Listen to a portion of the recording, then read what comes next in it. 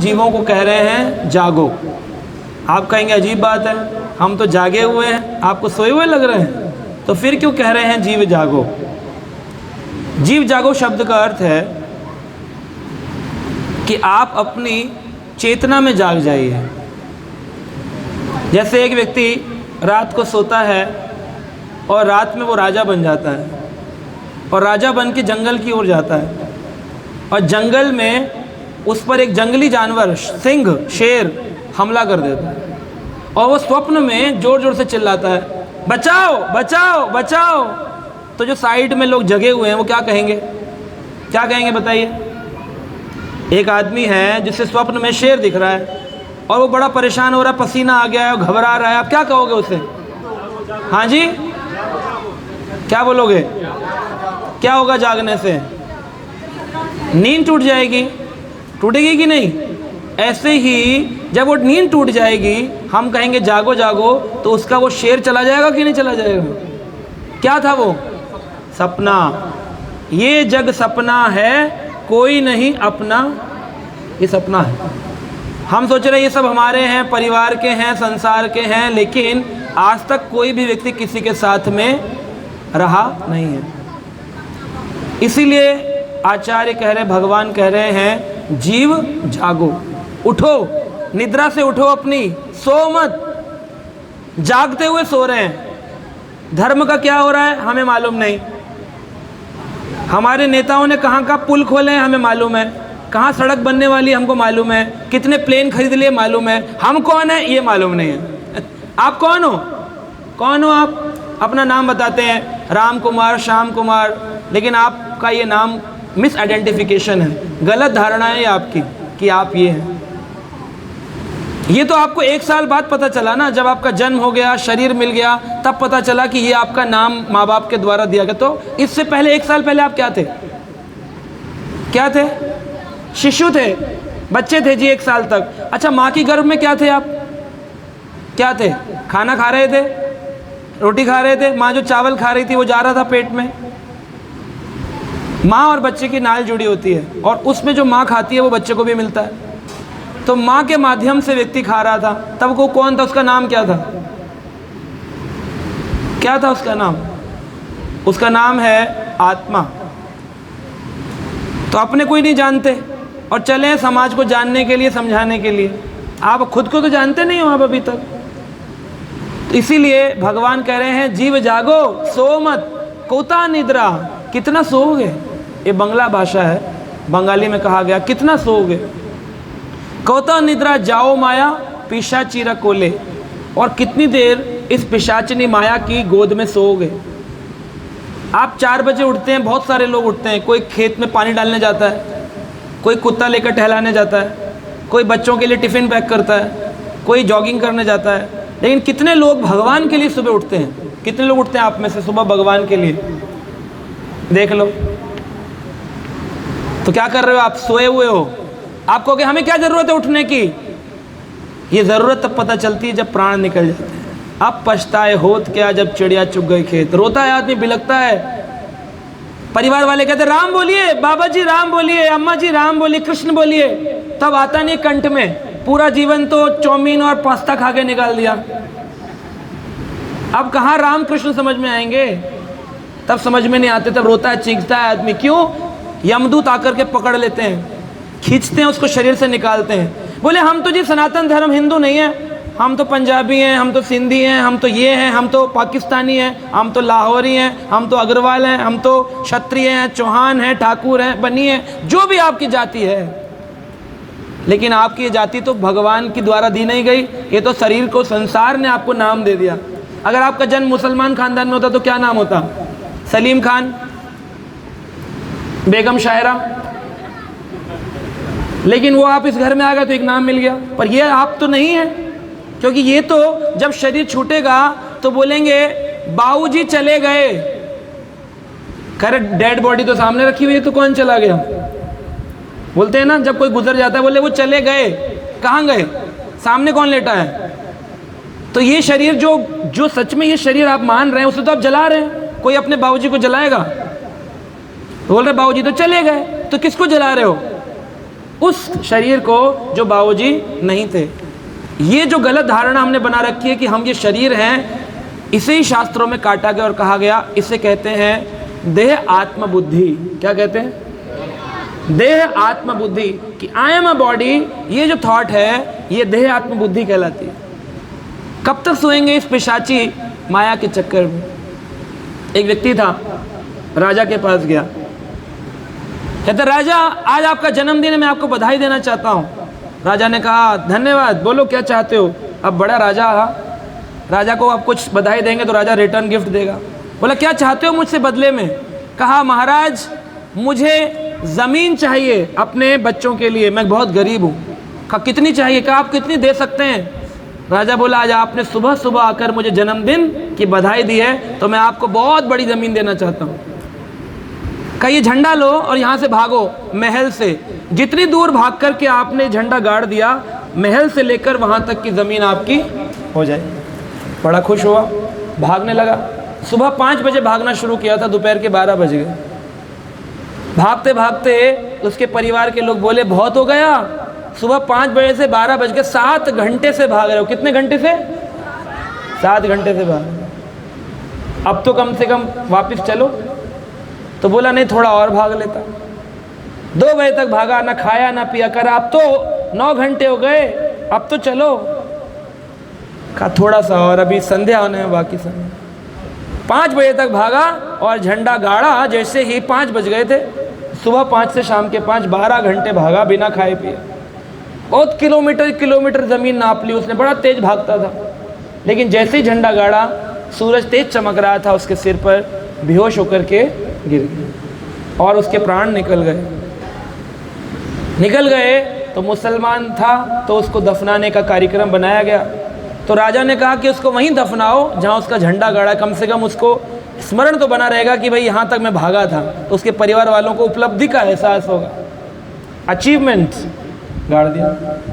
जब गाड़ा तो राजा को बुलाया गया और राजा जी आपका बधाई देने वाला यही था जन्मदिन की, आप इसको कुछ 4 शब्द कहना चाहते हैं अंतिम? कहा हाँ कहना चाहता हूँ। किसको ज़रूरत तो केवल 3 फुट बाई 6 फुट की थी। कितनी ज़रूरत थी?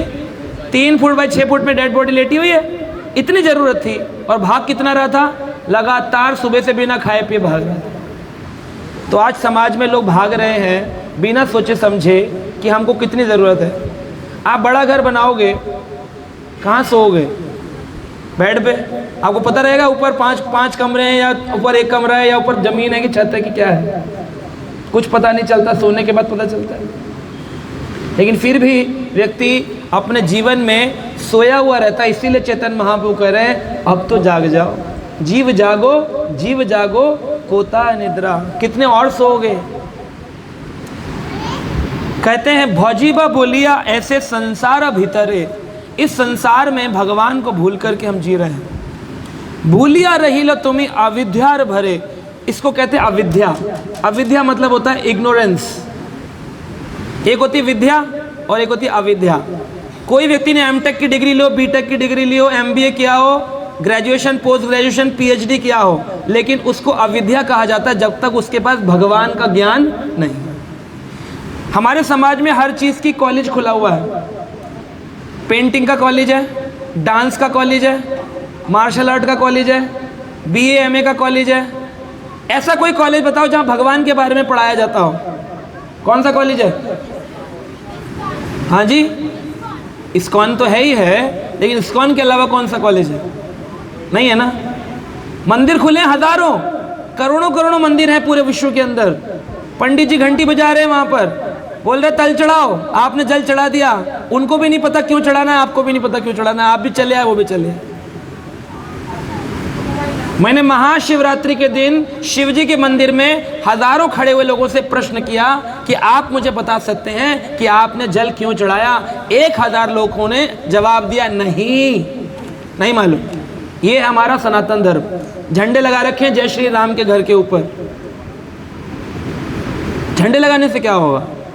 विचार करो, आप कौन हो, क्या कर रहे हो अपने जीवन के साथ में। कल कोरोना आया, हजारों लोगों की मृत्यु हो गई, मालूम भी नहीं पड़ा कौन जवान था कौन बूढ़ा था, बस मर गया घबरा गए लोग। ये है प्रताप।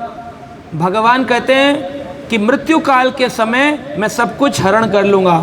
सर्वस्य हरिष्यामि अहम सर्वम, मृत्यु के समय में सब कुछ हरण कर लेता हूँ, इसलिए भगवान का नाम है हरि। क्या है? हरि है भगवान का नाम, हरण करने वाले, सब कुछ ले जाएंगे। जितनी डिग्री हैं, जितनी उपलब्धियां हैं, ये सब जीरो हो जाएगी। अच्छा, आपने एमटेक किया और आप मर गए, अब अगला जन्म हुआ, तो अगले जन्म में क्या आपको दोबारा से याद रहेगा आप बीटेक एमटेक थे? कोई बच्चा देखा है आकर के बोले तुम मुझसे बदतमीज से बात करते हो पिताजी, पता है मेरे पास पिछले जन्म में कितना एटीएम में पैसा था? है ऐसा कोई बच्चा देखा? सब भूल जाते हैं, भगवान विस्मरण करा देते हैं। भगवान ने अर्जुन को कहा कि अर्जुन तुमको याद नहीं है लेकिन मुझको याद है, न तुम वेत्या परंतपः, तुम्हें याद नहीं है लेकिन मुझे याद है, क्योंकि मैं भगवान हूँ और तुम जीव हो। तो इसलिए जीव को जागना पड़ेगा। टीवी देख रहे हैं, बड़े बड़े एलसीडी लगा रखे हैं घरों में, टाइम वेस्ट कर रहे हैं, मृत्यु आ रही है नज़दीक, टिक टिक टिक टिक घड़ी बोल रही है, लेकिन ये लगे हैं चाट पकौड़ी खाने, टीवी देखने में। इन्हें पता ही नहीं है कब कुल्हाड़ा सिर पर पड़ने वाला है और हो जाएगी बाय बाय हरि बोल। घर वाले उठा के जलाकर वापिस आ जाएंगे, कुछ नहीं मिलेगा हाथ में। जब आत्मा तड़पेगी तब बोलेगी अरे प्रभु मुझे मौका दिया था भजन करने का, ये मैं क्या कराया? तब भजन करने का मौका फिर भगवान दोबारा नहीं देते। चांस गॉन इज गॉन, एक बार गया मौका तो गया। जैसे सांप सीढ़ी में एक बार सांप ने डसा तो वापस नीचे आ जाता है, दोबारा मौका नहीं मिलता ऊपर जाने का। तो इसलिए इस जन्म मृत्यु का जो चक्र है, इसको काटने का तरीका भगवान का नाम है, और उसको भूल करके सारा संसार बैठा है। कृष्ण भूलिया जीव भोगवांछा करे, माया तार शक्ति झपटिया धरे। माया शक्ति झपट लेती है उस व्यक्ति को जो कृष्ण को भूल करके इस संसार में इंद्र तृप्ति में लगा हुआ है। तो हम ये नहीं कहते कि घर बार छोड़ो और चलो हरिद्वार चल के सब लोग भजन करेंगे, नौकरी करेंगे, छोड़ दो, धंधे छोड़ दो। लेकिन ये स्मरण रहना चाहिए कि जो कुछ भी है ये सब भगवान का है और भगवान की सेवा में हमें इस्तेमाल करना है। ऐसा सोचकर चलेंगे तो फिर हमारा जीवन नियंत्रित होगा। वरना एक पागल खाने में गए तो पागल खाने में एक व्यक्ति था, वो बोल रहा था जूली जूली जूली जूली जूली जूली जूली। तो हमने पूछा ये जूली जूली क्यों बोल रहा है? तो वहाँ का जो जेलर था, पागल खाने का हेड, वो बोला साहब ये एक लड़की से प्रेम करता था जिसका नाम था जूली, वो इसको छोड़कर चली गई, इसलिए ये पागल हो गया। जूली जूली जूली बोलता है, सिर पे मारता है और फिर बैठा रहता है। पूरा पागल खाना घूमने के बाद में एक और मिला, वो भी बोल रहा था जूली जूली जूली जूली जूली जूली। तो हमने पूछा कि ये भी क्या जूली का दीवाना था जो कि जूली से को मिली नहीं? कहा नहीं नहीं, उसको छोड़ गई थी, इसको मिल गई थी। तो दोनों ही पागल हो गए, है ना। तो समाज ऐसा ही है, किसी को बहुत कुछ मिल जाने से पागल हो जाता है और कोई ना मिलने से पागल हो जाता है। कहते हैं ना, कनक कनक ते सौगुनी मादकता अधिकाय, जा पाए बोराए जग वा पाए। तो कहते हैं कि जैसे कनक यानी कि गेहूँ और कनक यानी कि सोना, कनक कनक ते सौगुनी मादकता अधिकाय। मादकता यानी सोने की जो अहंकार है ना, ये मादक गंध जो है स्वर्ण की, कि मैं बड़ा पैसे वाला हूँ, तू मुझे सिखाएगा? ओ पंडित, मादकता अधिकाय। जब ईगो अधिक हो जाती है, अहंकार बढ़ जाता है, रावण जैसा भी भगवान के आगे सर नहीं झुकाता। शिव जी को जाके बोलता रहा, शिव जी ओम नमः शिवाय मेरी रक्षा करो। शिव जी बोले तुमने भगवान से पंगा लिया, हम कुछ नहीं कर सकते, आप गर्दन कटवाओ अपनी। शिव जी साइड हो गए थे, पार्वती साइड हो गई थी, जल चढ़ाना काम नहीं आया। वो देखो कितने बिजी हैं, यहाँ पर भी फोन पे बात कर रहे हैं। ये बिजी, देखो कितने बिजी है संसार में। भगवान के धाम में बात, फोन पे बात कर लो बाहर कर लो जाकर। हमारे लिए समय नहीं भगवान के लिए हमारे पास। कभी भी हमको ट्रैप किया जा सकता है। ये संसार में हर पल मृत्यु हमारे पीछे घूम रही है, लेकिन व्यक्ति भूल गया। जैसे एक आदमी जंगल में जा रहा था और जंगल में जाते जाते वो भाग रहा था, उसके पैर में एक रस्सी फंस गई। जैसे पशुओं को पकड़ने के लिए क्या करते हैं, रस्सी का जाल बिछाते हैं, तो उसके पैर में रस्सी, और जैसे पशु के पैर में रस्सी है तो पशु पेड़ पे लटक जाता है उल्टा। तो ये आदमी उल्टा पेड़ पे लेटा। नीचे खाई थी और उस खाई में कई सारे मगरमच्छ, और वो मुंह खोल करके इस आदमी को उल्टा खाना चाह रहे हैं और ये उल्टा लटक रहा है। जिस रस्सी से लटका हुआ है उस रस्सी में 2 चूहे रस्सी काट रहे हैं, एक सफ़ेद चूहा एक काला चूहा। समझ रहे हैं आप स्थिति? एक पेड़ है, पेड़ पे आदमी उल्टा लटक गया, एक पैर से 2 चूहे रस्सी काट रहे हैं, खाई है और खाई में मगरमच्छ इंतजार कर रहे हैं, ब्रेकफास्ट आने वाला है। और इस पेड़ के ऊपर एक मधु का छत्ता लगा है, शहद, मधुमक्खियों, उसमें से शहद की बूंद गिर रही है और ये अपनी जीभ पर जब गिरती कहता है आहा मजा आ गया, लाइफ मजानी लाइफ, कैरम खेलवानू, जूस पीवानू, मजानी लाइफ जीवानू, मजानी लाइफ जियो अपनी, है ना, बढ़िया मस्त खेलो कैरम चेस जूस पीते रहो, यही तो लाइफ है, एंजॉय। लेकिन इसको नहीं पता, बस अभी रस्सी कटी और हरी बोल। तो ये क्या है?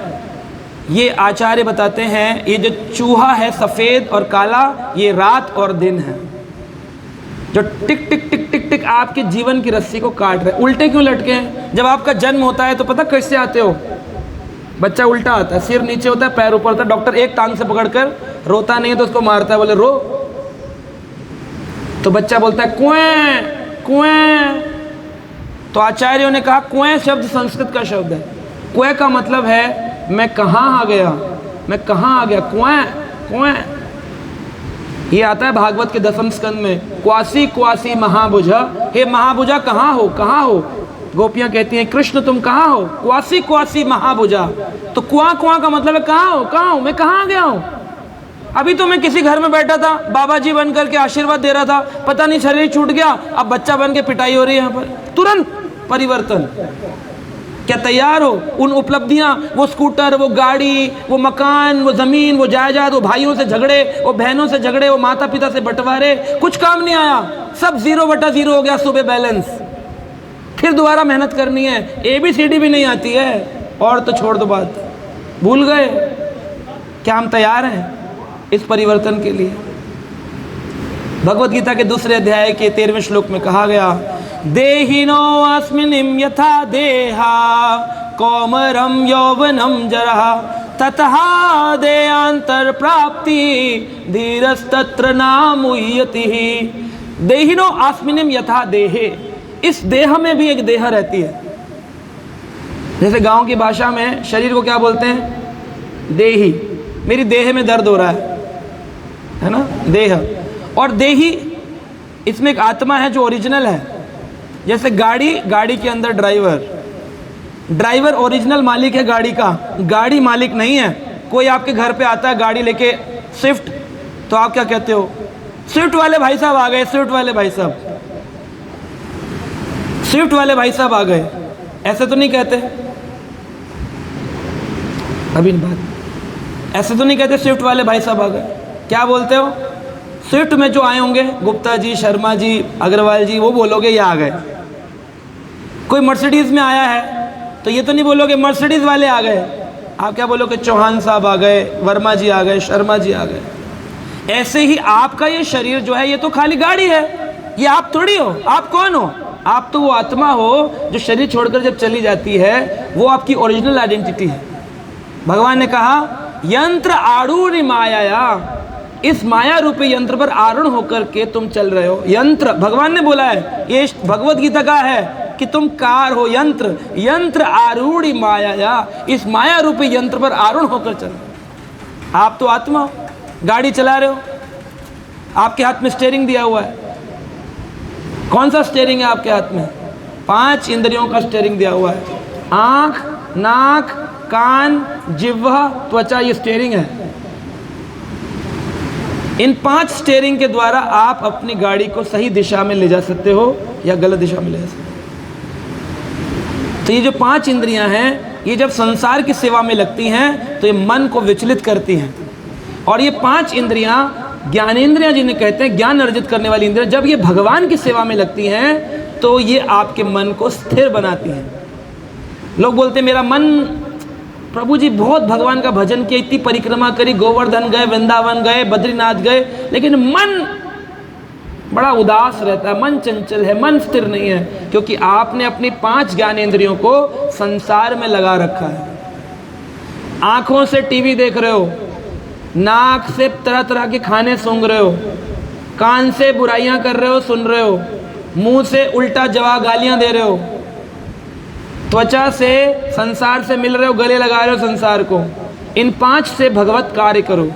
आँख से केवल भगवान का दर्शन करो, आँख से केवल भक्तों का दर्शन करो, आँख से केवल भगवान के धाम का दर्शन करो, कान से केवल हरि कथा का श्रवण करो, कान से केवल भगवान के नाम का श्रवण करो, कान से केवल अच्छी बातों का श्रवण करो, नाक से केवल भगवान के पुष्प तुलसी का सुगंध स्मरण मतलब सुगंध लो, त्वचा से केवल भक्तों का संग करो, और जिह्वा से केवल भगवान का नाम और केवल प्रसाद को ग्रहण करो। तो आप क्या देखोगे, स्थूल इंद्रियों के भगवान की सेवा में लगने से सूक्ष्म इंद्रियां मन, बुद्धि, अहंकार कंट्रोल हो जाती है। सूक्ष्म कंट्रोल नहीं हो रहा, आदमी बोल रहा सूक्ष्म कैसे कंट्रोल होगा? सूक्ष्म इंद्रियां कंट्रोल करने के लिए स्थूल इंद्रियों को भगवान की सेवा में लगाना। आपने कोई फिल्म देखी रात में इन आँखों से और कान से, तो क्या होता है, सपने में भी फिल्मी गाने गूंजते हैं, खाना बनाते बनाते भी फिल्मी गाने गुनगुनाते हैं, गाड़ी चलाते चलाते भी फिल्मी गाने निकलते हैं। अगर कोई व्यक्ति भगवान के भजन में रहने लगेगा तो स्वप्न में भी उसको भगवान के दर्शन होने। एक बार एक साधु ने अपने शिष्य से पूछा, तुम बता सकते हो कि कौन स्वर्ग गया कौन नरक गया? क्योंकि किसी ने देखा नहीं। लोग बोलते किसने देखा मरने के बाद स्वर्ग गए कि नरक गए, ये सब तो बनाई हुई बातें हैं जी, होता कुछ नहीं। तो इसलिए शास्त्रों के ऊपर पहले भरोसा। जैसे डॉक्टर ने दवाई दी तो आपको कैसे भरोसा है कि डॉक्टर की दवाई सही है कि गलत है? डॉक्टर की अथॉरिटी है ना, उसने लाइसेंस लिया है, MBBS की पढ़ाई करी, MD बने। हमारे डॉक्टर साहब बैठे हुए हमारे बीच में, MBBS किया है, तो उसके बाद में अथॉरिटी लाइसेंस मिला है कि अब वो दवाई दे सकता है। और वो दवाई कहाँ से पढ़ी उसने? किताबों से ही तो पढ़ी। उसने कभी देखा था कि कैंसर ठीक हो जाएगा, या तो उसके लिए उसको कैंसर हुआ हो या उसके परिवार में किसी का हुआ हो और उसने होते ठीक देखा हो, लेकिन उसने तो देखा नहीं। बताइए डॉक्टर साहब, आप तो केवल पढ़ते हो ना कि कैंसर के लिए ये दवाई है, पढ़ाई तो है, आपने देखा तो नहीं है। तो स्वर्ग नरक पढ़ाई तो है, भागवत में देखा नहीं है, तो क्या हो गया? इसका मतलब है नहीं क्या? संसार का सारा ज्ञान पढ़ाई से मिल रहा है। IAS बनने के लिए पढ़ाई करते हो, 12th पास करने के लिए पढ़ाई करते हो, स्वर्ग नरक के लिए लड़ाई करते हो, उसमें पढ़ाई क्यों नहीं करते हो? कि है, बोले हमने तो कभी सुना नहीं। अरे पढ़ोगे नहीं तो पता कैसे चलेगा? जब तक आप स्कूल नहीं गए तो आपको पता थोड़ी था कि 12th कैसे पास होती है, ग्रेजुएशन क्या होता है, पता थोड़ी था। उसके लिए कॉलेज ज्वाइन करना पड़ता है, एक टीचर के अंडर जाना पड़ता है, इंस्टीट्यूट से पढ़ाई करनी पड़ती है, तब जाके 12वीं पास होता है। 12 साल। और कृष्ण कौन है, भगवान कौन है, शिव कौन है, ये चलते फिरते पूछ लेंगे स्कूटर मोटरसाइकिल पर, स्कूटर रोक के बस पता चल गया भगवान कौन है इनको। अरे इंस्टीट्यूट में जाना पड़ेगा, टीचर के अंडर पढ़ाई करनी पड़ेगी, तब जाके आप जानेंगे कि भगवान। तो इस्कॉन एक सिस्टमैटिक संस्था है जहाँ पर पूरे सिस्टम से लोगों को शिक्षा दी जा रही है। ये कोई मनोधार्मिक धर्म नहीं है कि पागल थे, सो रहे थे, सुबह उठे बोले कृष्ण कृष्ण कृष्ण कृष्ण, ऐसा नहीं है, सिस्टमैटिक है। तो गुरुजी ने अपने शिष्य से पूछा, क्या तुम बता सकते हो कौन स्वर्ग गया कौन नरक गया? तो शिष्य बोला कि महाराज मैं तो नहीं बता सकता। बोले काम करो, हमारे यहाँ पर पास में खेत के पास में किसान रहते हैं, और किसान के पास जाकर के पूछो, उनको व्यवहारिक ज्ञान होता है। गांव के लोग जो होते हैं बड़े निर्मल हृदय होते हैं और उनको व्यवहार का ज्ञान बड़ा अच्छा ज्ञान होता है। संसार शहर के लोगों को व्यवहारिक ज्ञान नहीं होता, अड़ोसी पड़ोसी को भी नहीं जानते होते, लेकिन गांव में एक आदमी के साथ 100-100, 150-150 लोग खड़े हो जाते हैं। क्यों? व्यवहार अच्छा होता है। तो उन्होंने कहा तुम वहाँ जाकर पूछो, वो बताएंगे तुमको कि स्वर्ग नरक कैसे पता चले कि कोई मर गया स्वर्ग गया कि नरक गया।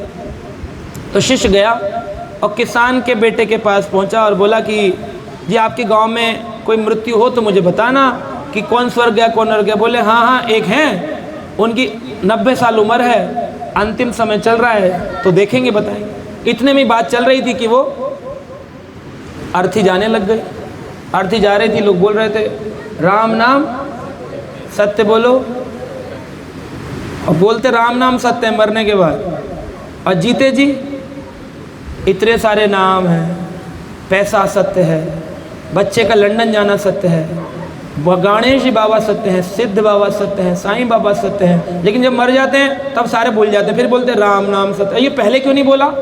मरने वाला कहता है पहले बता दिया, थोड़ा जप लेते, ये मरने के बाद बोलने का क्या फ़ायदा है कि राम नाम ही सत्य है। हम और कुछ नहीं सिखाते, हम कहते बस भगवान का नाम लो, जो मरने के बाद लिया जाए उससे अच्छा मरने से पहले ले लो।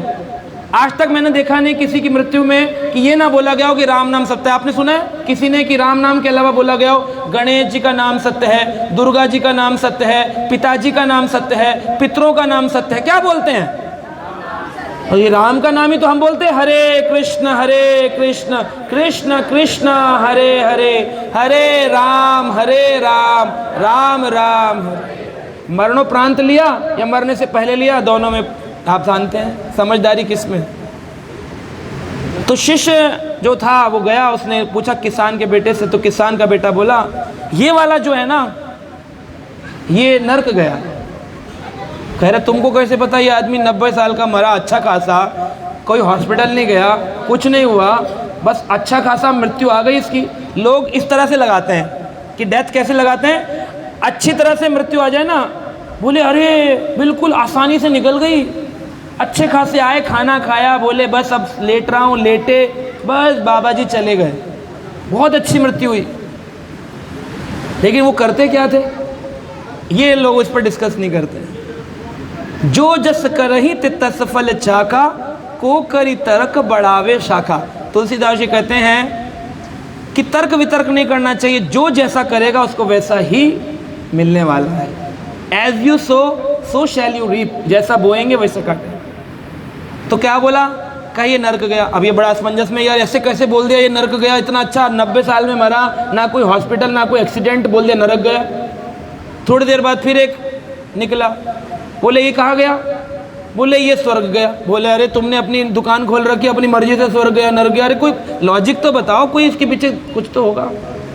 थोड़ी देर बाद जब तक बात ही चल रही थी फिर एक और आ गया, बोले अरे ये कहाँ गया? बोले ये वैकुंठ गया। बोले वाह, तुम तो अंतर्यामी हो, सब कुछ बता देते हो, कौन स्वर्ग है नरक गया वैकुंठ गया, ऐसे कैसे? तो उस किसान के लड़के ने इस शिष्य को ज्ञान दिया, ये सुनने वाला है। क्या ज्ञान दिया? बोला जब हम पहले वाले के पास गए तो वो नर्क गया कैसे पता चला? जो लोग उसको अंतिम संस्कार के लिए ले जा रहे थे वो उसके बारे में बुराई कर रहे थे, कह रहे अच्छा है मर गया बूढ़ा, जान जोखिम में डाल रखी थी, पैसे की चाबी नहीं देता था, बच्चों के साथ गालियां देता था, ऐसा लगता था सारी ज़मीन खा जाएगा। हमने कही अब तुमसे चला नहीं जाता है, तो कहता है जब तक प्राण नहीं निकले तब तक नहीं दूंगा कुछ भी, और अंतिम संस्कार तक चाबी अपने कमर में बांध कर ले गया है। बोला जल जाए शरीर तब बच जाए तो ले आना अस्थि के साथ में, ऐसे नहीं दूंगा। तो ऐसा आदमी कहाँ जाएगा? इतना आसक्त जो है नरक में जाता है, इसको दंड मिलता है। बोले दूसरा स्वर्ग गया कैसे पता चलेगा? बोले जो पब्लिक थी ना वो बात कर रही थी, अरे कितना अच्छा आदमी था, देखो इतने भंडारे किए, इतनी जगह इसने लोगों की मदद करी, रात को कोई गलती से फ़ोन कर दे ये सच में खड़ा हो जाता था जाकर कि बताओ मेरी कोई हेल्प चाहिए आपको, इतना सेवा भाव इसमें, ये तो स्वर्ग ही गया है। बोले ये वैकुंठ कैसे गया? बोले इसको तो किसी से कोई मतलब ही नहीं था, तुम्हारे घर में आग लगे या उसके खुद के घर में आग लगे, ये तो बस एक ही काम करता था, हरे कृष्णा कृष्ण कृष्ण हरे हरे, हरे राम राम राम। तो ऐसा व्यक्ति कहाँ गया? देखो, तो जिसने जीवन भर जो किया उसको वही फल मिल, इसलिए इसमें उसने ज्ञान दिया। वापस आके शिष्य ने गुरु जी को बताया, गुरु जी मैं समझ गया कि कैसे पता करें कि कोई व्यक्ति क्या। लोग बोलते हैं जी देखा किसने किसको क्या मिला क्या पता। आज आपने MBBS कॉलेज में एडमिशन लिया, पहले साल में आपने ऑल इंडिया मेडिकल पास किया और आपको रैंक आ गया, रैंक आके आपके 700 में से 600 नंबर आए, टॉप रैंकिंग आकर आपने MBBS कॉलेज में। अब 5 साल बाद शोर मचे, अरे प्रभु जी इंजीनियर बन गए, प्रभु जी इंजीनियर हो सकता है? कह रही हाँ हो सकता है। कैसे हो जाएगा? मेडिकल कॉलेज की पढ़ाई करी, मेडिकल कॉलेज ज्वाइन किया, तो 5 साल बाद वो क्या बन के निकलेगा? डॉक्टर की इंजीनियर। और शोर मच रहा इंजीनियर बन गया, ऐसे कैसे हो जाएगा? हो ही नहीं सकता। बड़ी मेहनत करके एक combined entrance engineering test pass किया और इसकी बड़ी अच्छी रैंक आई, मेरिट लिस्ट में आया, 3rd रैंक आई और इसने REC इंजीनियरिंग कॉलेज मिला इसको, बिल्कुल एकदम मेन, और ये इंजीनियर बन गया इलेक्ट्रॉनिक्स कम्युनिकेशन का।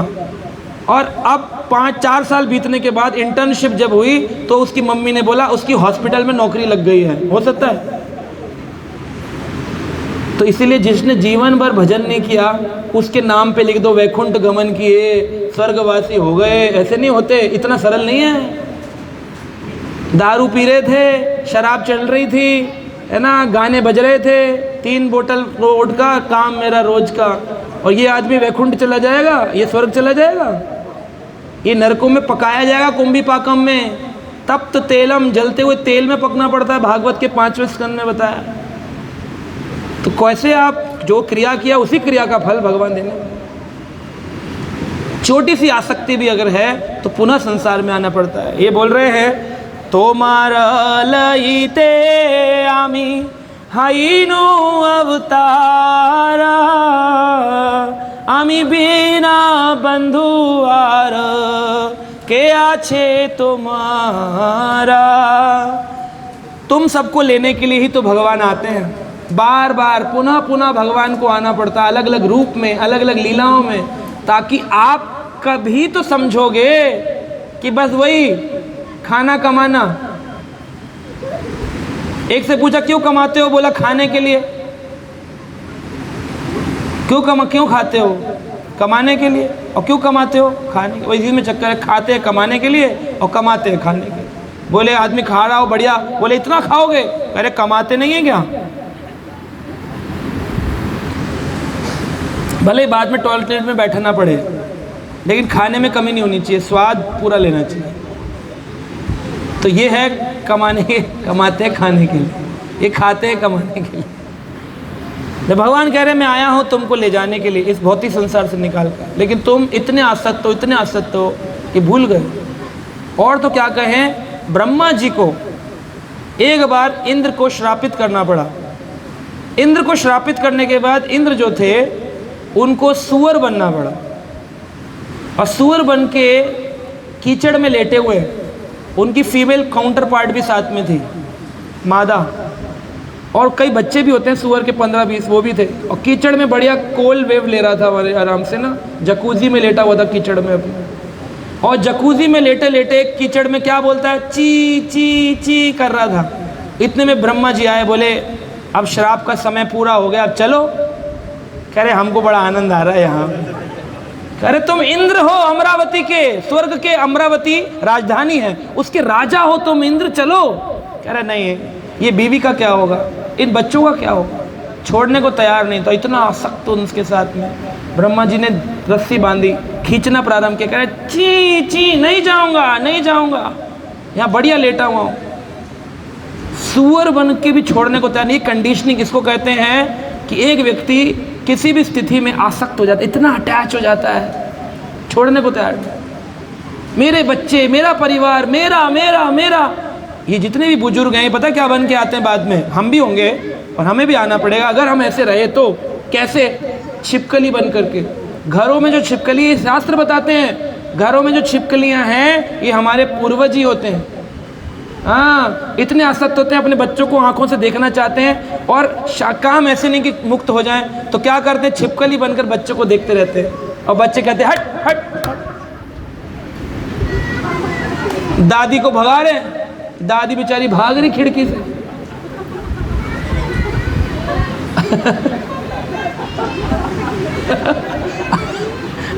अटैचमेंट आसक्ति इतनी आसक्ति है। तो कहते हैं जो आ सकती है वो जा भी सकती है। जा सकती है कि नहीं जा सकती? आ सकती है वो जा भी सकती है।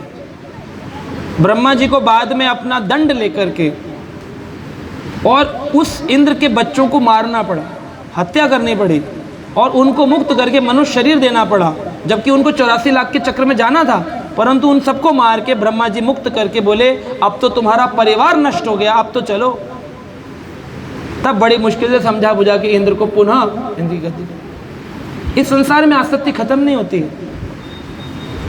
एक राजा थे जिनका नाम था राजा नहुष। क्या नाम था? राजा नहुष। राजा नहुष इतने बड़े राजा थे, पैसे की कोई कमी नहीं, खूब धन दौलत, राजा हैं नहुष, और इतने शक्तिशाली हैं कि देवताओं से इनकी डायरेक्ट बात होती है। आप तो खाली हाथ जोड़कर वापस ऑफिस चले जाते हो, इनकी बातें होती हैं देवताओं से। नहुष जी शरीर छोड़ने के बाद नहुष जी को इतने सुंदर, इतने बढ़िया दानी पुरुष थे कि उनको राजा बनाया गया। कहाँ का? स्वर्ग में उनको स्थान दिया गया, और उनको बिल्कुल प्रेसिडेंट के नीचे वाइस प्रेसिडेंट होता है, ऐसे राजा के नीचे उपराज्य बना करके नहुष को राज्य दिया गया, एक महल बना दिया स्वर्ग में कि आप इंद्र बनेंगे अगले, जब तक इंद्र विराजमान है तब तक आप उपराज्यपाल बन के रहिए हम। तो नहुष जो थे उनको राजा हैं, संसार में सब कुछ पाया है, हजारों रानियां थी, धन था, दौलत थी, क्या कमी थी? कमी ये थी कि अंदर से काम इच्छाएं खत्म नहीं, काम क्रोध लोभ मोह मद मत्सर, ये 6 अनर्थ गए नहीं थे, इतनी इच्छा थी। वहाँ जाकर के इंद्र की पत्नी को मिलवाया गया। अब इंट्रोडक्शन तो होता है जब नई जगह जाएंगे, जब कोई पोजीशन ज्वाइन करो, नया ऑफिस, तो बताते ये CEO है, ये डायरेक्टर है, वाइस प्रेसिडेंट है, ये मैनेजर है, ये गार्ड है, तो मिलवा रहे थे।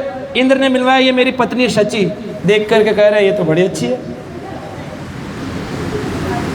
शची तो बहुत अच्छी है।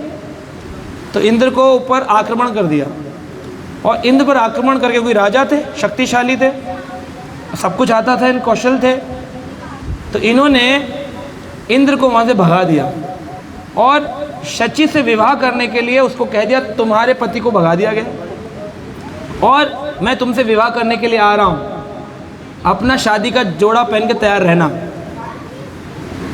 इंद्र की पत्नी शची तैयार हो गई और घबराई हुई थी। उन्होंने कई पुरुषों से, साधु पुरुषों से बोला कि मेरी रक्षा कैसे होगी, ये व्यक्ति तो मुझ पर आक्रमण कर रहा है, अभी तो मेरे पति मरे भी नहीं हैं, जीवित हैं। तो इतने में एक पालकी पे चल रहे थे। 7 ऋषि होते हैं जो 7 गोत्रों के होते हैं, सप्त ऋषि कहलाते हैं, जैसे अगस्त, शांडिल्य, गर्ग, भारद्वाज, कौशिक, है ना, ये सब गोत्र होते हैं। इन गोत्र के 7 ऋषि ही हैं जिनसे पूरी सृष्टि का प्रजनन हुआ। तो उनमें 4 ऋषियों को बोला क्या कर रहे हो बैठे बैठे, चलो पालकी उठाओ मेरी। अब राजा शक्तिशाली था, आक्रमणकारी था, सबने पालकी उठा ली। अब ये स्वर्ग की घटना है। पालकी लेकर जब चल दिए, इसको जल्दी हो रही थी, कह रहे जल्दी जल्दी चलो, धीरे धीरे चल रहे हो, मेरा विवाह का मुहूर्त निकला जा रहा है। स्वर्ग पहुंच गया है, उसके बाद भी इच्छा खत्म। और ऐसा तो नहीं था कि पृथ्वी से इसकी प्लानिंग थी कि मैं शची से विवाह करूंगा, वहां जाकर के उपलब्ध हो गई इसको इच्छा। यानी स्वर्ग में भी सुख भोग करने की इच्छा खत्म नहीं होती है, तो आप स्वर्ग जाके भी क्या पालोगे।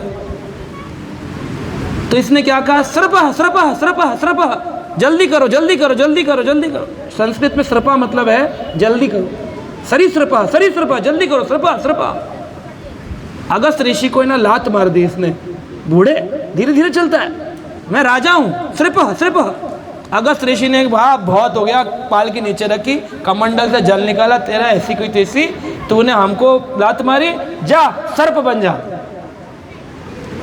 वो राजा नहुष इतने शक्तिशाली थे जो स्वर्ग पहुंच गए थे और राजा बन गए थे। उन नहुष को पुनः सर्प बनकर पृथ्वी पर, ये स्थिति है आसक्ति की, अटैचमेंट। और आप सोच रहे हो कि आप घर में बैठे रहोगे, गले में बच्चे के हाथ डाल के, और आप स्वर्ग पहुंच जाओगे, वैकुंठ चले जाओगे, नहीं जा पाओगे। एक ही मार्ग बताया है, आमी बिना बंधुआर क्या छे तुम्हारा। भगवान कह रहे मेरे बिना तुम्हारा कोई मित्र एना छे औषधि माया नाशे बार लागी, हरि नाम महामंत्र लाओ तुमी मांगी। एना छे औषधि माया, औषधि मतलब है दवाई। माया रूपी बीमारी में जो हम फंस गए हैं, उस बीमारी से दूर जाने की एक ही औषधि दवाई है, क्या? हरि नाम महामंत्र लाई तुम्हें मांगी। मैं तुम्हारे लिए हरि नाम महामंत्र लेकर के आया। जो जो भगवान का भजन करते हैं वो ही इस माया से पार जा सकते हैं, वरना किसी भी साधारण व्यक्ति के लिए माया को पार करना बहुत मुश्किल है। देवी ही ऐसी गुणमयी मम माया दुरत्तया माम एव यह प्रपद्यन्ते माया में ताम तरन्ति ते। माया को वही पार कर सकते हैं जो मेरी शरण में आएंगे। भगवान ने गीता में ये बात बताई है। तो श्रील भक्ति विनोद ठाकुर हमारे महान आचार्य थे, वो कहते हैं मैं प्रभु आपके चरणों में पढ़ करके ये प्रार्थना करता हूँ कि आप मेरे को हरि नाम महामंत्र की शिक्षा प्रदान करें, ये स्वाद आ जाए मुझको। हमारे जो अविद्या के छाले पड़ गए, हमें भगवान के भजन में स्वाद आता, सारे काम में स्वाद आता है। रसगुल्ले की पार्टी कर दो, देखो जितने अभी बात कर रहे हैं, जितने फ़ोन देख रहे हैं, इनको बोलो अभी प्रभु जी रसगुल्ला देंगे प्रसाद, महाप्रसाद, लाइन लगा के आ जाएंगे। इनको बोलो प्रभु जी के चरण छू करके आपको है ना कृपा मिलेगी, बस फिर प्रभु जी चाहे नरक जाएं या स्वर्ग जाएं, ये लाइन लगा लेंगे। हर आदमी अपने बारे में सोच रहा है, फ़ायदा क्या है मेरा, उसको ये समझ नहीं आ रहा। सच्चा फ़ायदा तो भगवान के भजन करने, भजन करने से ही वो इस संसार से जाएगा, किसी के पैर छूने से या गुलाब जामुन खाने से नहीं जाएगा, नहीं जाएगा। तो ये संसार के अंदर माया भगवान की इतनी ठगनी है कि हर व्यक्ति को फंसा लेती है। देखो संसार से बाहर निकलना है तो दो चीज़ों को प्रमुख जानो, एक है संग और एक है अन्न। अन्न जो है वो सोच समझ कर खाओ और संग जो है वो सोच समझ कर करो। कहते खाना खाओ छान के और साधु करो जान के, ये दो चीज़ें हैं। पहले क्या है, खाना खाओ। अब आटा का रोटी बनाने से पहले क्या करते हो, छानते हो ना, कि पूरा का पूरा डाल देते हो ऐसी रोटी बना के मोटी मोटी। खाना खाओ छान के और साधु करो जान के, ऐसे ही नहीं तिलक लगाया हुआ है, पजामा कुर्ता धोती पहना हुआ है, बोले और पंडित जी महाराज कुछ बताओ। उन्होंने कहा बेटा शनि के ऊपर तेल चढ़ाओ, वही तुम्हारा पार लगाएगा। इससे नहीं, साधु करो जान के, जो गीता भागवत बोलती है वो। संसार से मुक्त होने के लिए संसार में व्यक्ति को मनुष्य शरीर मिला है। घोड़े में और हमारे में क्या प्रॉब्लम है, हम घोड़े और हम मनुष्य, क्या डिफरेंस क्या है, कोई परिवर्तन, क्या भेद है। घोड़ा भी खाता है, हम भी खाते हैं, वो भी सोता है, हम भी सोते हैं, उसके भी बच्चे होते हैं, हमारे भी बच्चे होते हैं, वो भी अपनी रक्षा करता है, हम भी अपनी रक्षा करते हैं। घोड़े को कोई काटना चाहे तो घोड़ा उठा के मार देता है, तो हम में उसमें क्या भेद है।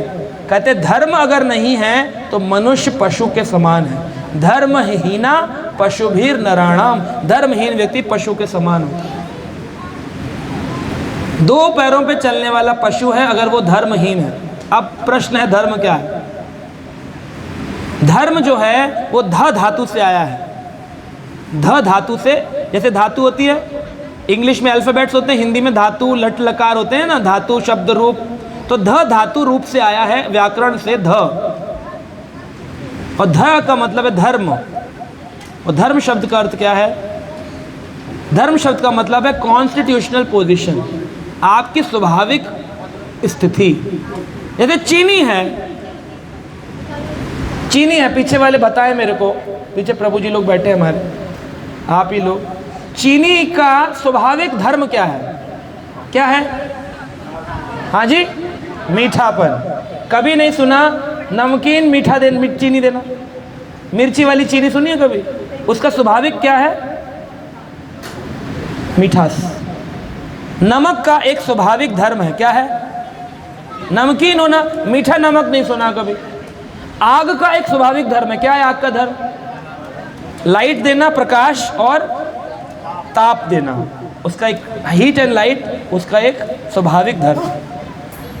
तो एक जीवात्मा का धर्म क्या है, कौन सा धर्म है आपका, हिंदू, ईसाई, इस्लामिक, पंजाबी, सिख, क्या है आपका धर्म?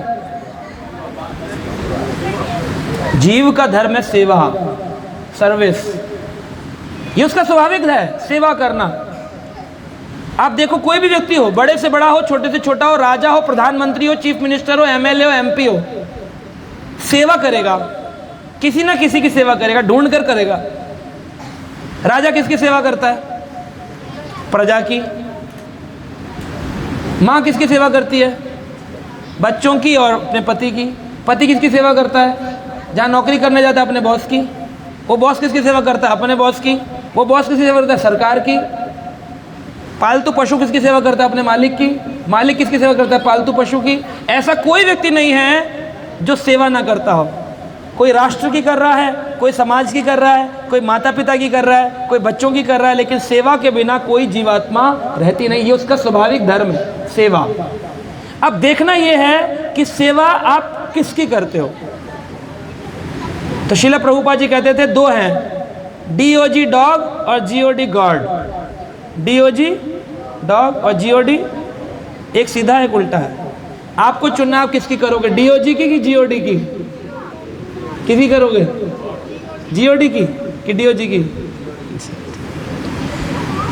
तो श्रील प्रभुपाद जी ने कहा, आप देखिए अमेरिका में जैसे हमारे यहाँ पर कुत्ते को लेके घुमाने ले जाते हैं और कुत्ता मल त्याग करता है, आराम से आप घूम के चेन में वापस घर आ जाते हो और अपना घर साफ रखते हो और सड़क गंदी करते हो। अमेरिका में आपको एक पॉट लेकर के चलना पड़ता है, और पार्क में, किसी भी पार्क में अगर आपके कुत्ते पशु ने अगर मल त्याग कर दिया तो उस व्यक्ति के ऊपर हैवी पेनल्टी का चालान आएगा। CCTV कैमरा से देख ले। तो वहाँ पर लोग बड़े बड़े, क्योंकि कुत्ता रखने का शौक़ है, तो हाथ में पॉट लेकर के कुत्ते के पीछे पीछे चलते, ये सेवा कर रहे हैं। सर्विस एटीट्यूड है ना, सेवा तो करनी है। या तो दवाई देंगे, गरीब बस्ती में जाकर के कुछ खाना खिलाएंगे, कपड़े बांटेंगे, या तो नौकरी करेंगे, या तो बच्चे पालें, कुछ ना कुछ करेगा आदमी। लेकिन सबसे उत्तम क्या है? भगवान की सेवा।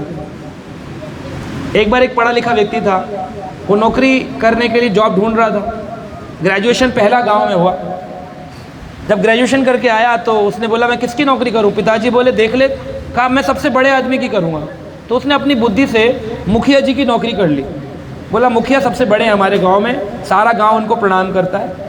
तो मुखिया जी की नौकरी कर ली और मुखिया जी को प्रणाम करता, उनसे कुछ सैलरी लेता। एक दिन देखा मुखिया जी चुपके रात को कहीं जा रहे हैं। बोला मुखिया जी कहाँ जा रहे हैं? कहा बेटा हमें ना तहसीलदार को टैक्स चुकाना पड़ता है। कहा आपसे भी ऊपर कोई है? कहा हाँ तहसीलदार। तो उसने कहा मैं फिर मुखिया की क्यों करूं, तहसीलदार की करूंगा। उसने तहसीलदार की सेवा करना शुरू। तहसीलदार को देखा एक दिन रात को जा रहा है राजा के पास। कहा राजा आप कहाँ जा रहे हैं? कहा राजा को कर चुकाने जाना पड़ता है, इनकम टैक्स। तो राजा के पास गया तो बोला फिर मैं तुम्हारी क्यों करूंगा। उसने राजा को ज्वाइन कर लिया। अब राजा की नौकरी करता था तो एक दिन देखा राजा जो था वो रात में घोड़े पे सवार होकर चुपके बिना किसी को बताए कहीं जंगल में जा रहा है। ये पीछे पीछे गया, देखा वहाँ एक साधु बैठे थे। उनके सामने जाके इसने मुकुट रखा और कहा महाराज आशीर्वाद दीजिए कि इस बार युद्ध जीत जाऊं। तो इसने कहा कि राजा भी साधु की सेवा करता है, यानी साधु राजा से बड़ा है, तो इसने साधु की सेवा। फिर साधु के देखा एक दिन साधु भगवान कृष्ण के आगे दंडवत प्रणाम करके लेट गया, कह रहा है कृष्ण मेरी रक्षा करो।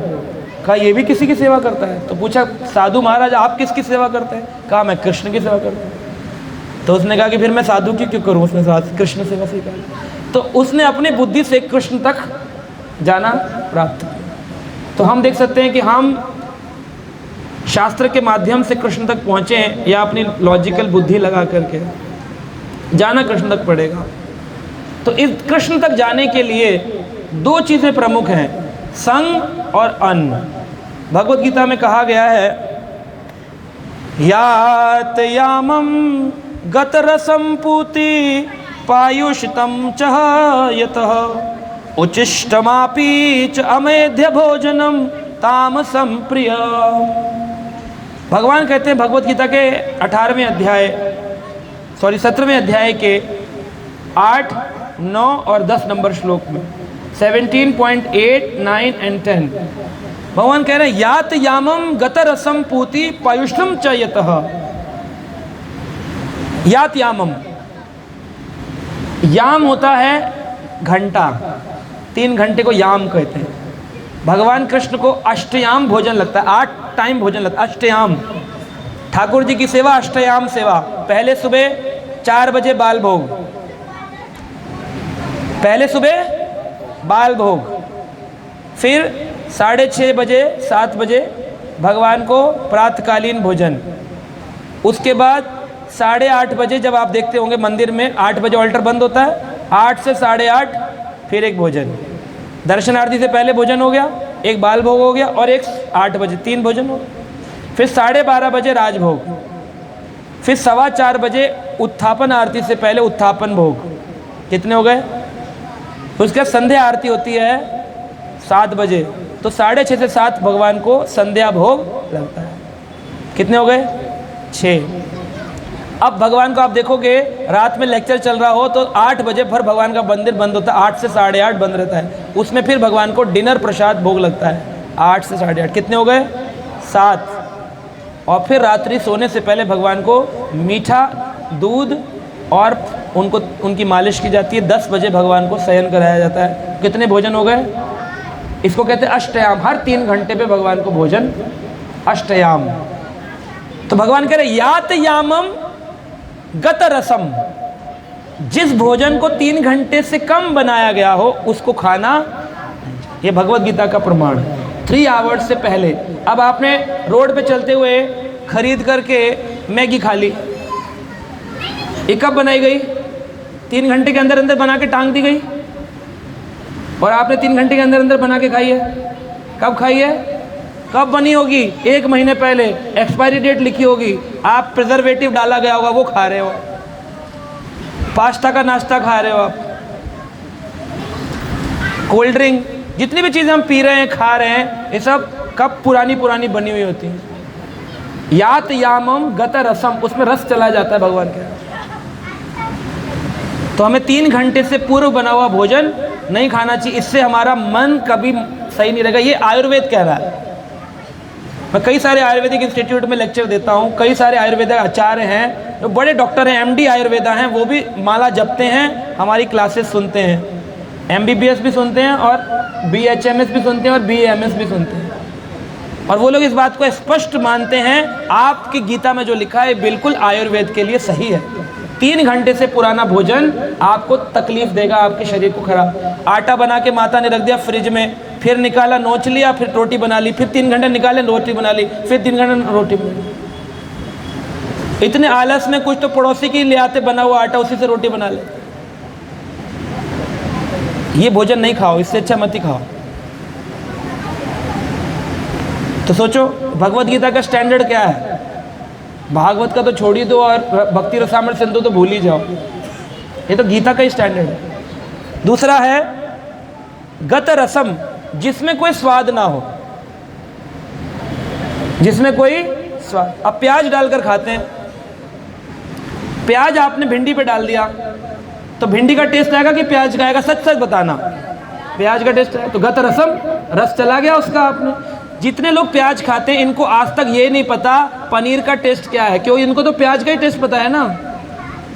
और प्याज हटा दो तो इनको भूख लग, खाना नहीं खाया, क्योंकि बेचारे खाते प्याज रोटी हैं, इन्होंने कभी सब्जी रोटी खाई नहीं।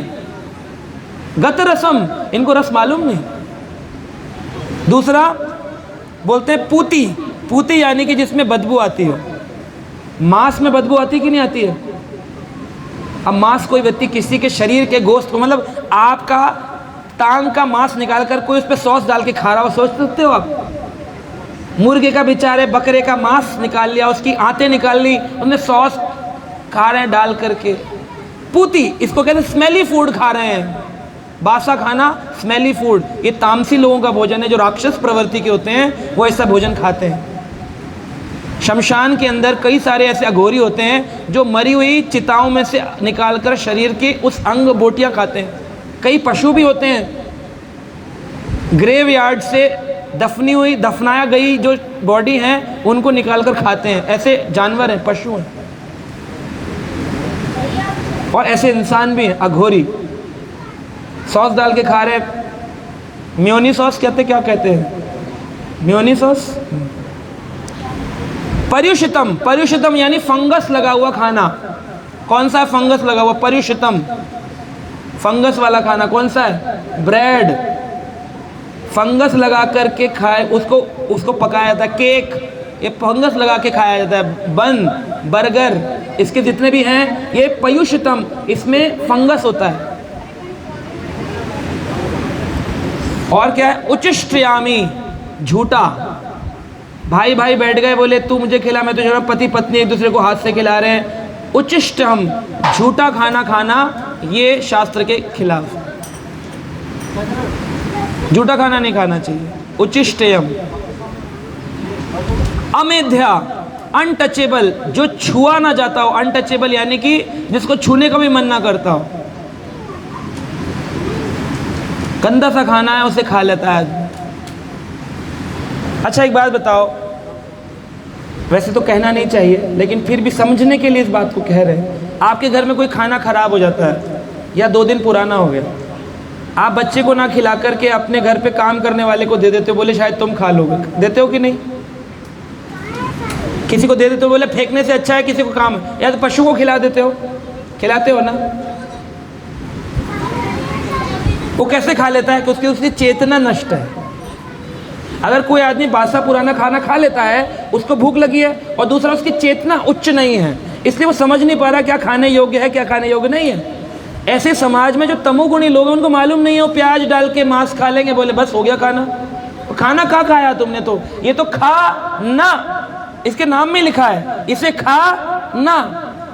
लोग बोलते खाना खा लिया, खा ना, इसे मत खाओ, खाने को मत खाओ। क्या खाना है? बोले प्रसाद, भगवान का प्रसाद पाया जाता है, खाया नहीं जाता। भगवान का प्रसाद पाया जाता है, खाया नहीं जाता। अभी व्यक्ति बोलता है जगन्नाथपुरी गए थे, वहाँ से प्रसाद लेके आए, आने में 2 दिन लग गए, रामेश्वरम जाएंगे, 2 दिन बाद आएंगे, वहाँ से प्रसाद लेके बोले प्रभु जी आपने तो कहा 3 घंटे पुराना नहीं खाना, ये तो 2 दिन हो गए। तो प्रसाद जो होता है, भगवान को जब भोग लगाया जाता है उसके अंदर भगवान प्रवेश करते हैं। वो 3 दिन क्या 30 दिन भी रखा रहे तो उसे खराब नहीं होता। ये भगवान का जब उसको पदार्थ बुद्धि से परे आप प्रसाद रूप में देखोगे तो वो कुछ नहीं होगा, कुछ नहीं होगा। एक बार गौर किशोर दास बाबा जी महाराज बैठे थे,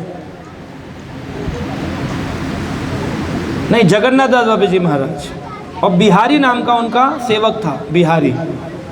और उन्होंने चावल वो पत्थर पे रख के खाते थे, जब चावल उबाला और पत्थर पे रख दिया, और 120 वर्ष के थे तो आंखें की पलकें उठती नहीं थी। तो बिहारी ने ला करके उनका चावल रख दिया, बाबा जी खा लो। तो बाबा जी जगन्नाथ दास बाबा जी हमारे गौड़िया वैष्णवाचार्य हैं, उन्होंने उठा करके खाना खाने लगे। तो बिहारी बोला बाबा जी मत खाइए, इसमें अभी अभी सांप इसके ऊपर से चला गया, पत्थर में सांप चला गया, आपको तो दिख नहीं रहा है पर मैंने देख लिया।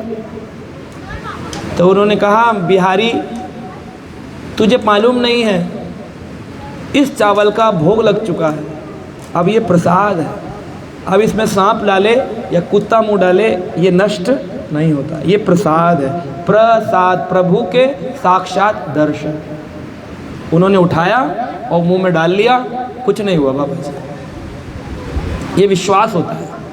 अब आपको आपने एक कथा तो सुन ली, अब आप इमिटेट करो, इसकी नकल करो। बोले हम भी बाबा जी बनेंगे, जगन्नाथ बाबा जी। मक्खी गिर गई, बोले बाबा जी सांप का खा गए थे, मक्खी का खा जाएंगे। आप खाओगे लेकिन आपके मन में विचार शुद्ध नहीं है, क्योंकि आप भजन नहीं करते हो। तो आप एक्टिंग करोगे कि बाबा जी बन जाएंगे, हम भी साधु बन कहलाएंगे, हमारी भी प्रतिष्ठा होगी। आप पी तो जाओगे, आपको उल्टी हो जाएगी। क्यों? क्योंकि आपके मन में लगेगा मक्खी वाला मैंने खा लिया प्रसाद। जब तक यहाँ से शुद्धि नहीं है तब तक कोई फल देने वाली नहीं है चीज़, समझ रहे हैं? और उचिष्टम, पति पत्नी खिला रहे हैं आजकल एक दूसरे को और झूठा खा रहे, भाई भाई का खा रहे हैं, बोले इससे प्यार बढ़ता है। बाद में वही भाई कोर्ट में लड़ रहे होते हैं जितने साथ में थाली में खा रहे थे, फिर कहते एक ही थाली में खाकर छेद कर दिया।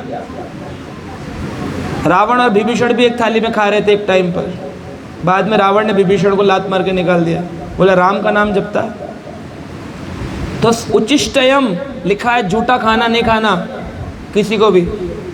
माँ बच्चे का खाना खा सकती है क्योंकि उसमें वात्सल्य का प्रेम है, इसलिए नहीं कि माँ को गंदा खाना खाना है अलाउड, ऐसा नहीं है। माँ का प्रेम है, उचिष्टयम में वात्सल्य प्रेम के कारण बच्चे का झूठा माँ खा सकती है या पिता खा सकता है, क्योंकि वहाँ वात्सल्य भाव है, प्रेम है। ऐसे ही गुरु का झूठा शिष्य खा सकता है अगर उसका गुरु के प्रति समर्पण है। हमारे गुरु महाराज कभी प्रसाद देते हैं तो उसमें लोग खड़े हो जाते हैं, हमको भी दे दो, हमको भी दे दो।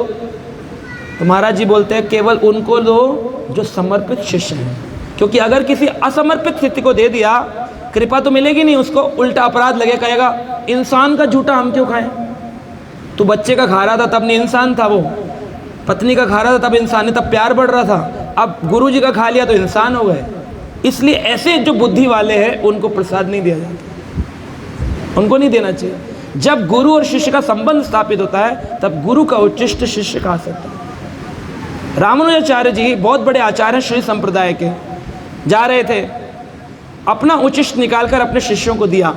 सारे शिष्यों ने कहा जय महाराज, और खाते हुए जा रहे थे। इतने में एक शिष्य को लगा मेरे हिस्से में करेला आ गया, एक पकोड़ा करेले का, गंदा सा मुंह मकोड़े जैसा बना के पकोड़े को उठा के उसने फेंक दिया।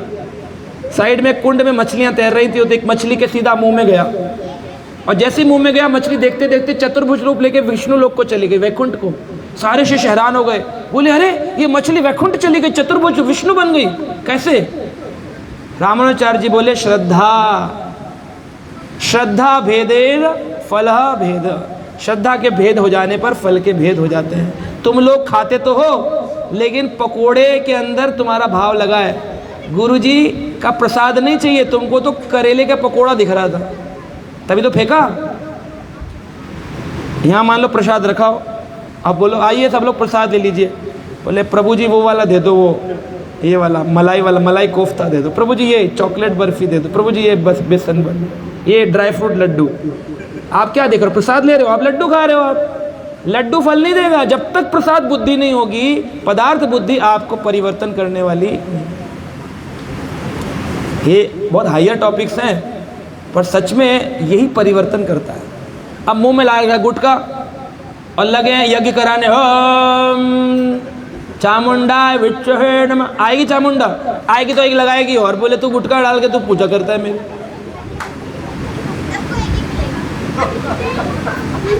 तो समाज का दुर्व्यवहार कर रखा है समाज के साथ में, है ना। मंत्र नहीं पता, अशुद्ध मंत्र बोल रहे हैं। वो तो हमारे इस्कॉन का भला हो कि लोगों को मंत्र पूजा संस्कार सिखाए जा रहे हैं। एक व्यक्ति की 20 साल हो गए थे शादी को, तो उसकी पत्नी बोली चलो बैठ करके शादी की सीडी देखते मिलकर दोनों। 20 साल बाद उसके अंदर भाव आया, सीडी लगा ली। जब मंत्र सुने तो पत्नी हैरान हो गई, बोली सुन रहे हैं आप? बोले क्या? बोले ये मंत्र जो हमारी शादी में पढ़े गए महाराज जी के द्वारा, ये मंत्र तो हमारे मंदिर में सन्यास के लिए दिए जाते हैं। पति बोला तभी मैं कहूँ तेरा आज तक प्रेम मुझ तक हुआ क्यों नहीं?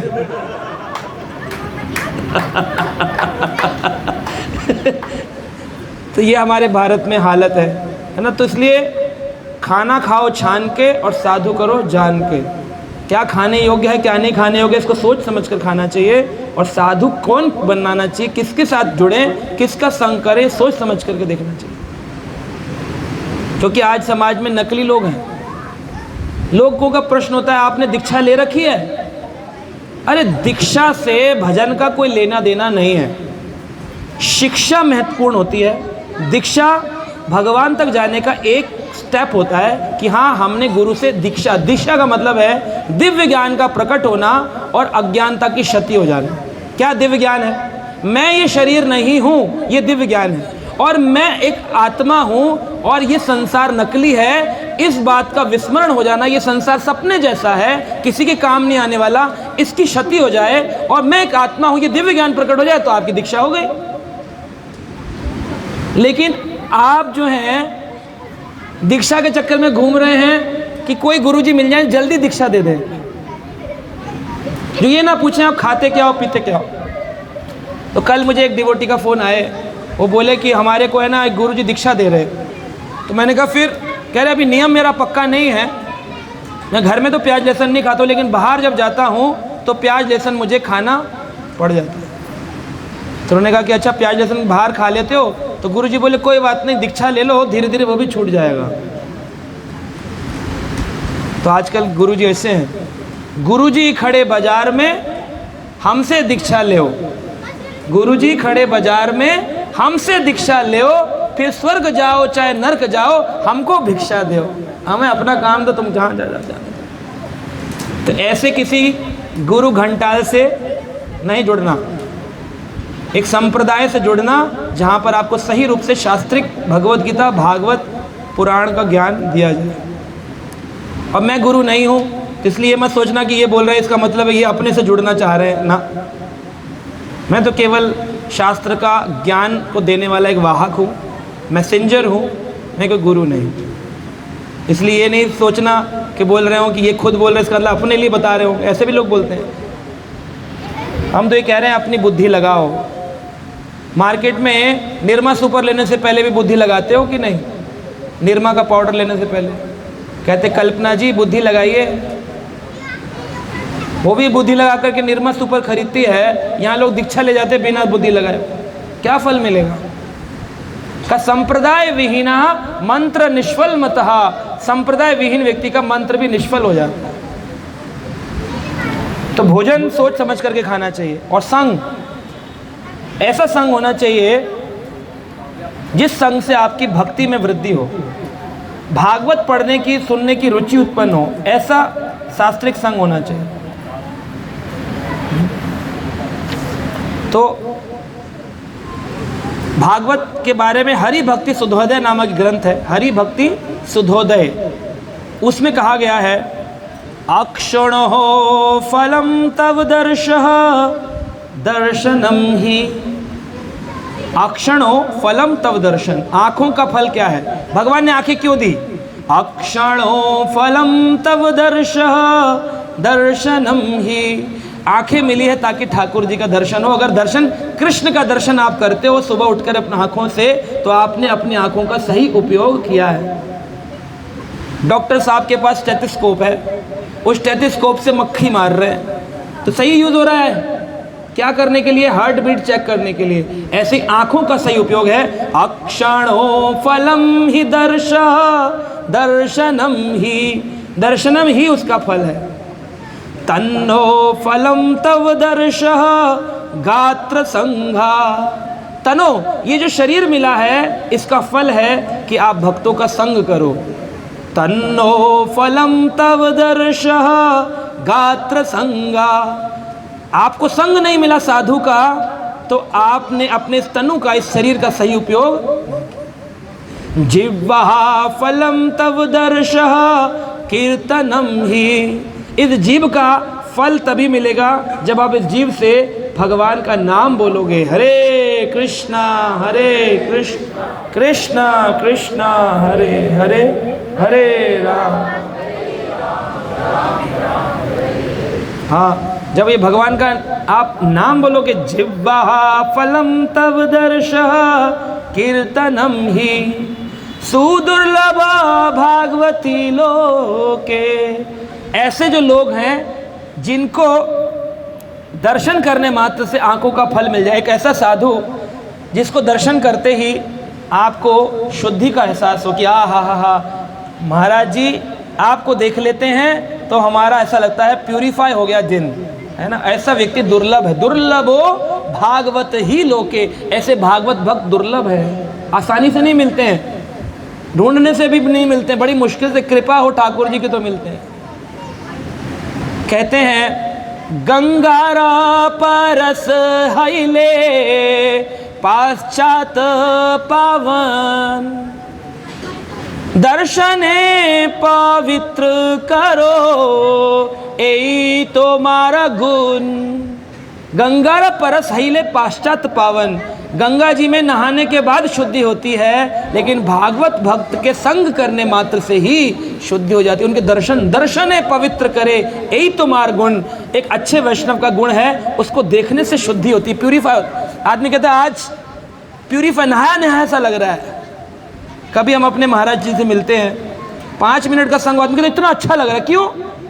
दुर्लभ हो भागवत ही लोके, इस लोक में दुर्लभ है भागवत भक्त। तन्नो फलम तव दर्शः गात्र संघ, इस शरीर का सदुपयोग हो जाएगा अगर ऐसे साधु का दर्शन हो जाए जो केवल कृष्ण दर्शन में रहता है। मिलते नहीं है ये पैसे की आसक्ति वाले जो लोग हैं, इनको भगवान मिलने वाले नहीं। एक बार एक स्वामी जी थे कुंभ मेले के अंदर, उनका एक शिष्य था। बच्चों हरि बोल, जो बच्चे यहाँ पर आवाज़ करेंगे उनको 5 रसगुल्ले खिलाऊंगा ज़बरदस्ती। देख लो, आप तैयार हो तो बोलते रहो। तो गुरुजी के शिष्य थे। गुरुजी ने बोला कि हमें आज ना भंडारे के लिए कुंभ मेले में किसी ने 500 रुपये दिए। तो उस ज़माने में 500 रुपये बहुत होते थे, सैलरी होती थी 200, 150, 200 रुपये लोगों की। कहा 500 रुपये दिए हैं, शिष्य तुम इसे संभाल के रखना, कल सुबह भंडारा होगा।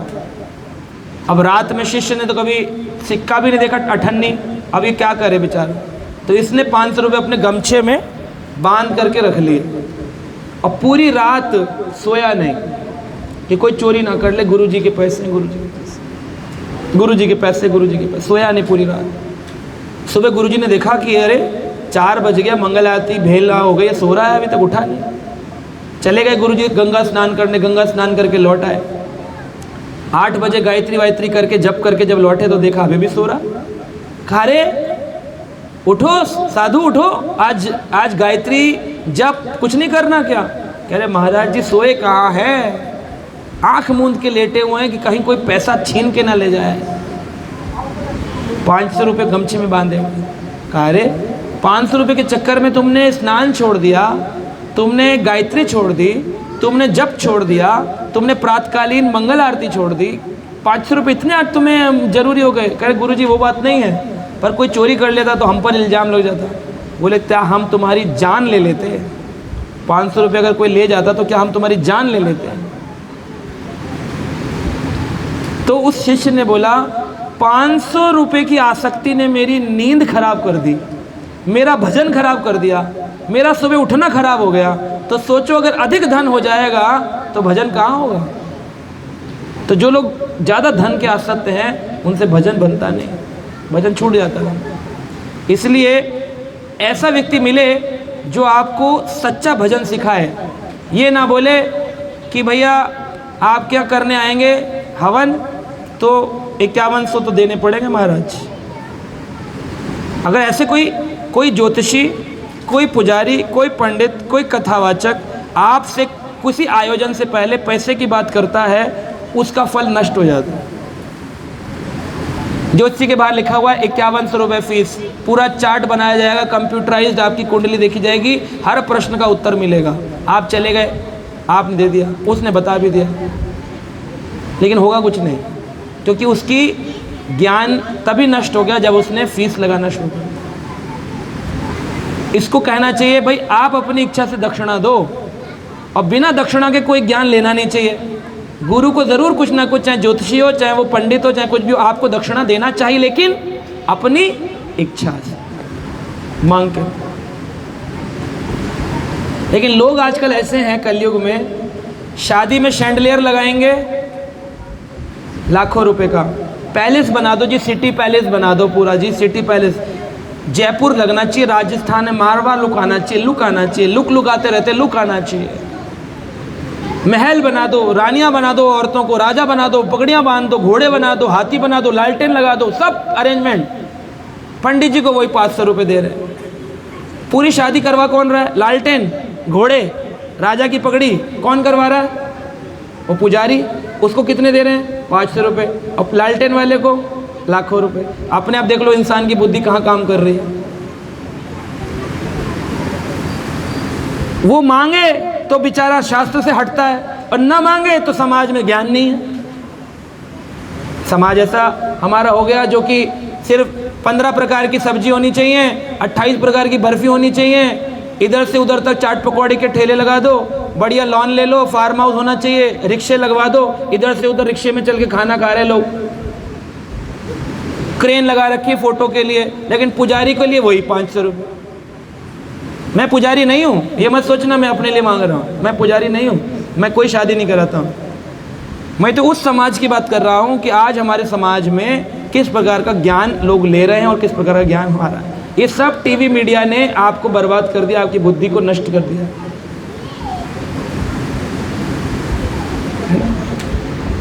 तो ये समाज का है। और जिह्वा फलम तव दर्श कीर्तनम ही, जिह्वा का फल तभी मिलता है जब ऐसे साधुओं का गुण गाया जाता है। कीर्तनम ही भगवान का गुण और साधुओं का गुण। ऐसे जो भक्त हैं जिनको देख करके हम कीर्तन करें, जिनको देख करके हम संग करें, जिनको देख करके हमें दर्शन हो और हम शुद्ध हो जाएं। दुर्लभो भागवत ही लोके, ऐसे भक्त भागवत दुर्लभ मिलते नहीं, ढूंढने जाएंगे तो मिलेंगे नहीं।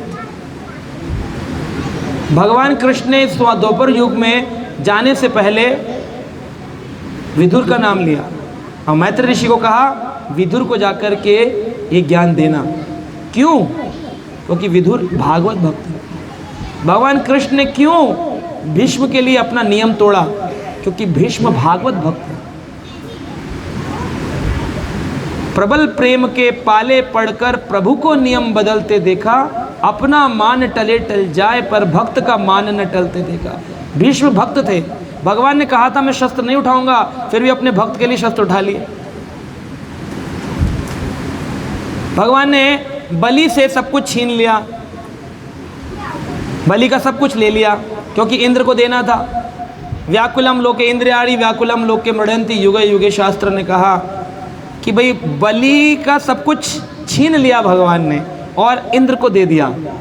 लेकिन असलियत में देखा जाए तो भगवान ने क्यों उन्हें छीनने के बाद असुर को आत्मनिवेदन का आचार्य बना दिया? क्योंकि भगवान ने उनको भक्ति प्रदान कर दी। तो जिसको भक्ति मिलती है उसको भगवान सच्ची कृपा करते हैं, और जिसको केवल धन मिलता है उस पर भगवान कपट कृपा करते हैं। कपट कृपा है। दुर्योधन को अपनी एक अक्षुणी नारायणी सेना दी थी और भगवान अर्जुन के साथ चले गए थे। विजय किसकी हुई?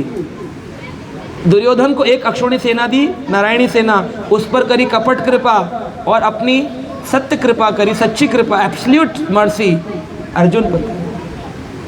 तो कभी कभी हम समझ नहीं पाते, भगवान हमारा कुछ ले रहा होता है, हम कहते हैं हम इतना भजन कर रहे हैं फिर भी हमें दुख, और वो मांस मदिरा कर रहा है वो सुख। अरे उस पर कपट कृपा हो रही है, तुम्हारे पर असली कृपा हो रही है। तुम्हें भजन मिल रहा है, तुम्हें उनका स्मरण मिल रहा है, लेकिन जब तक शुद्ध नहीं है, शुद्ध संग नहीं है, शुद्ध अन्न नहीं है, ये बातें समझ में आती। नाच गाओ, ऐश करो मित्रों, ऐसी वैसी बातों पे तो जाओ, ठीक है। हरे कृष्णा। तो आशा करते हैं आप सब इस निद्रा से जागेंगे और भजन करेंगे प्रकार।